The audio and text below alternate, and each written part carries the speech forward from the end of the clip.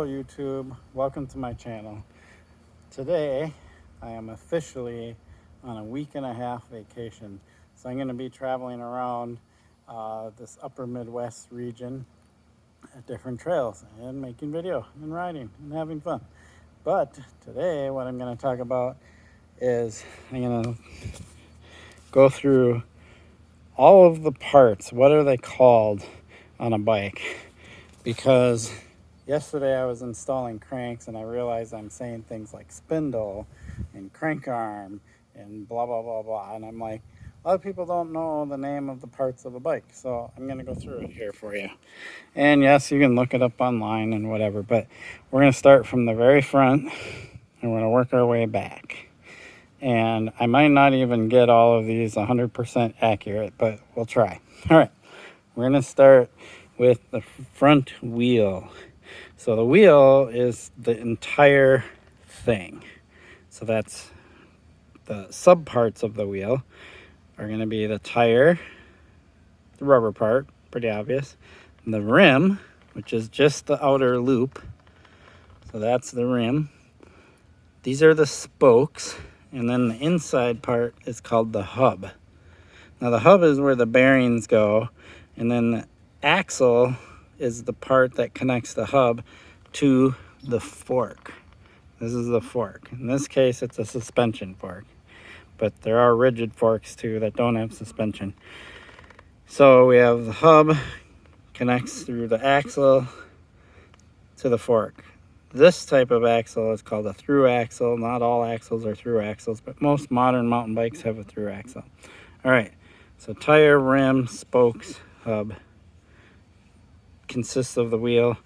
These little things, these are called nipples, or better yet, spoke nipples, because if you just call them nipple, people might be wondering what you're talking about.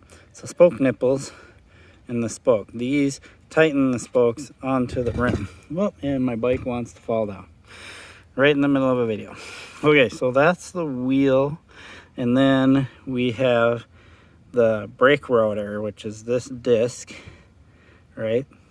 So not all bikes have brake rotors if they don't have disc brakes. Some bikes, the brakes actually clamp onto the rim, but in the case of mountain bikes, most of them have a brake rotor. Now we come back here, and this is called the caliper, brake caliper.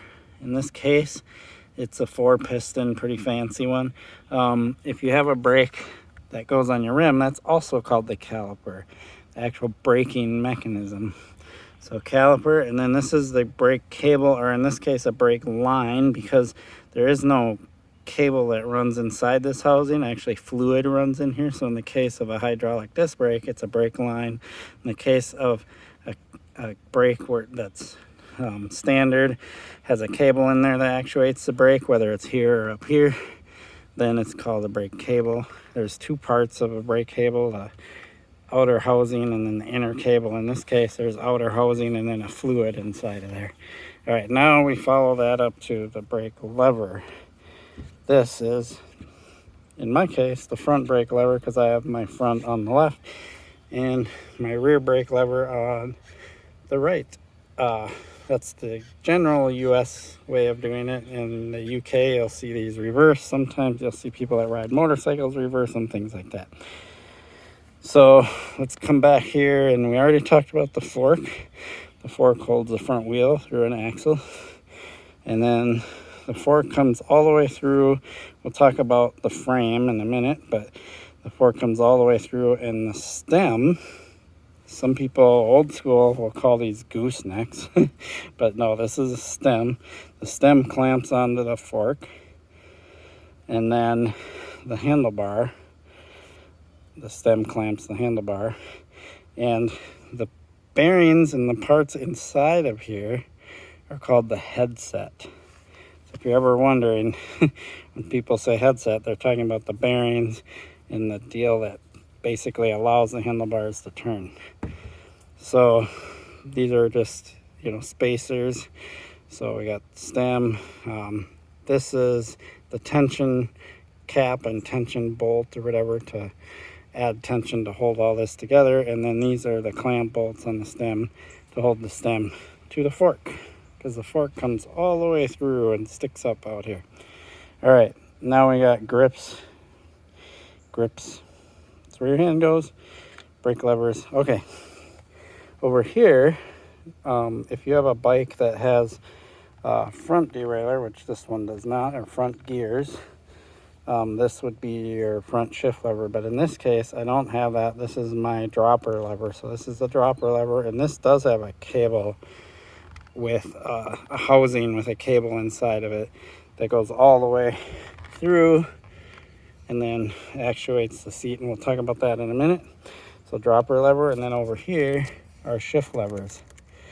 So this is the shift levers. These guys are called barrel adjusters that can add or release tension on the shifter cable, so you can do fine-tune, shifting adjustments with that. So one lever shifts up, the other lever shifts down. All shifters are a little different, but in this case, this shifts me into easier gear, that shifts me into harder gear. So that's generally the front end of the bike. Now, the whole middle part, the orange that you see here, it's called the frame. In this case, it's a full suspension frame, but there's hardtails where there is no rear suspension. But here I can go over more parts using a full suspension frame. So we talk about the frame, and then this is the rear shock, rear suspension. So this actuates the suspension for the rear wheel, and the fork actuates suspension for the front wheel. So rear shock. This kind of, I'm not going to get into suspension designs, but these are basically pivots, suspension pivots, pivot bolts, all of that. There's a bunch of different types of suspension, and I'm not going to get into that in the video. Let's talk about the seat post clamp, or seat clamp. You can call it either one. Seat post, in this case, it's a dropper post. So when I push the dropper lever, post goes up. So this is a dropper post, but in general, it's a seat post. And then that clamps onto the seat or saddle. Sometimes you'll see it called a saddle. Lots of different varieties of saddles. This one has titanium rails on it, so it's super lightweight.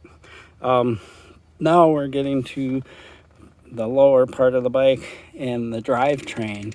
So the drivetrain, kind of like how the wheel has a bunch of different parts, the drivetrain has a bunch of parts. The drivetrain consists of the crank arms, pedals, and then these internal parts are the bottom bracket. So similar to what the headset does to allow the handlebars to turn, the bottom bracket is where all the bearings go that allows the cranks to spin. So cranks is kind of the whole unit. And so you have two crank arms, and what goes in between from this crank arm to the other crank arm is called the spindle, which is the term that I was using yesterday that made me want to do this video. In this case, it's a hollow spindle, lighter weight, pretty strong. So spindle is the middle, crank arm on one side, crank arm on the other side, pedals, bottom bracket is the bearings and the parts that make this spin. On the other side, we have what's called the sprocket. Sometimes you'll see people call this the chain ring also. I call it a sprocket because it's all one piece. Chain ring generally is, there's an inner part called a spider, and then the chain rings bolt onto the inner part. Since this is all one piece, I just call it a sprocket, but everybody, you'll see a lot of people call these chain rings also. Okay, now that's the first part of the drivetrain. The next part of the drivetrain is the chain. So the chain is what connects the front sprocket or chain rings to the rear, and these can be either called cogs. Usually if it's a single one, people will call them cogs on a single speed, but in this case, since they're all combined, we call it a cassette because it's one big unit. So this is a cassette or cogs. You can call it either one. Chain. Rear derailleur. The reason I say rear derailleur is there are bikes that do have front derailleurs. They're becoming fewer and fewer, especially in the mountain bike world, but they do exist. So, okay, so the rear derailleur does have individual parts. These are the pulleys. This is the cage or pulley cage, whatever you want to call it. Things like that. We don't need to get into super big detail, but this is the rear derailleur. It allows the gears to shift and moves the chain up and down here. And we've pretty much covered everything now, because now we're to the rear wheel, but the rear wheel has the same components as the front. Tire, rim, spokes, spoke nipple, rear hub. The difference is it has a little mechanism inside where you see it a little wider there, that part. And inside there is the little piece that slides into it that's called the cassette body, which allows this to slide onto it. I do have a video on how to change these out, and I talk a little bit about cassette bodies. And then we have the rear brake caliper, and then rear axle, and this is again a through axle, but they have bolt-on ones, quick release ones. There's many different types of axles. This one just slides all the way through to the other side and bolts on. All right, so I've covered all the parts of a bike, pretty much, for the most part. Okay, so there you have it. All the parts of a bike, pretty quickly gone over. Didn't go into too much detail on everything.